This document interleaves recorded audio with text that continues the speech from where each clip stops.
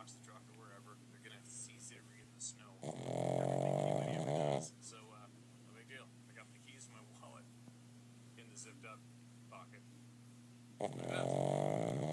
So I'm like, shit, look at this thing. So he's right at my feet. So I took my vest off. So okay, I'll just take my vest off, throw it on top of the blanket, put my knee on him, grab him by the neck, and I'll get that snare loop off and let him go. So I throw the vest on top of him. That's like Joe.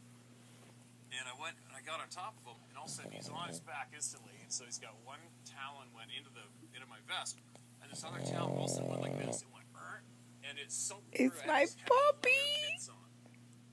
Pretty